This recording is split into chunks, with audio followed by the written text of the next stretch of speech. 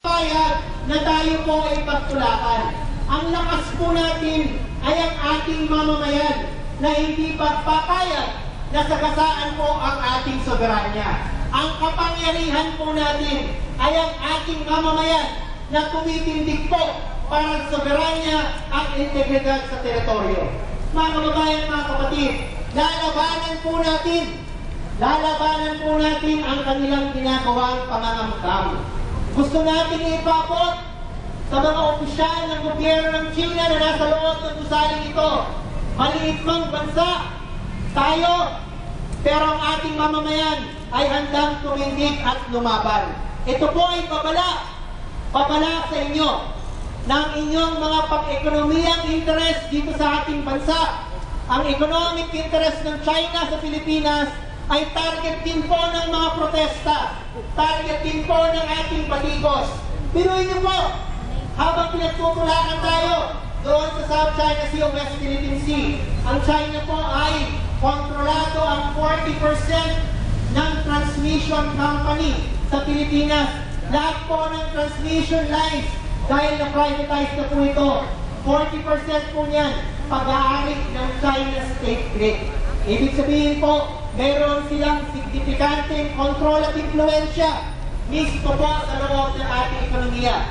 Pagkinitin niyo po yung mining. Mapaminsan ng mga mining companies sa China, nandiyan din po sila sa ating bansa. Lahat po yan ay lehitimong target ngayon ng ating mga protesta at paglaban. Hindi nga po tayo papayag na tayo po ay apak-apakan. Pero ilinaw lang po natin ang isang bagay. Kami po dito na nagpoprotesta laban sa panghihimasok ng China ay malinaw din naman po na hindi kumakampi, hindi nagmamakaawa, hindi nagsusumamo doon naman sa pakialamerong mga Amerikano.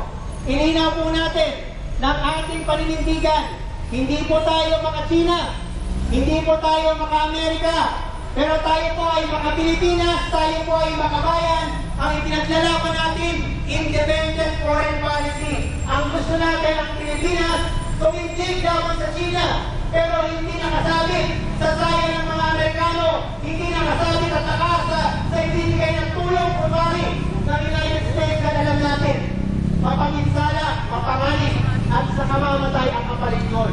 Dahil ang kapalit nun po ay paglabag din sa ating soberanya ng mga tropang at ang kanilang mga sasakyang pandigma. Malinaw po ang paninindigan ng bayan.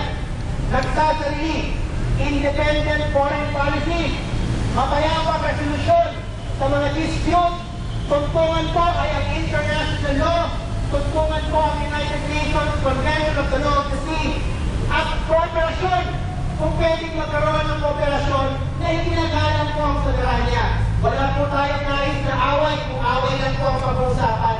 Ang gusto po natin, mapayapang paraan ng resolusyon, kooperasyon na nakabatay po sa paggalang sa ating bansa, nakabatay po sa paggalang sa ating soberanya. At mga kasama, hindi po ito ang uling pagkakataon na tayo po ay makikita-kita dito sa harapan ng Chinese Embassy. Ito po ay simula lang po ng iba pang mga pagkilos dahil po sa darating na Hunyo 12, kasama po ang ibang grupo sa pamamuna po ng mga Pilipino na kakaisa para sa soberanya o Pinas. Tayo po ay babalik dito sa mas marami po kapasigat natin, tayo po ay babalik dito sa Chinese Consulate at tayo naman po matapos po ay tutuloy sa US Embassy sa Manila. Yan po ang ating hinaharap na programa po sa June 12 dahil tuloy-tuloy po ang paglaban para sa soberanya, tuloy-tuloy po ang paninindigan para sa territorial integrity ng Pilipinas. Mabuhay po kayo! Mabuhay ang sambayanan lumalaban para sa kalayaan! Mabuhay!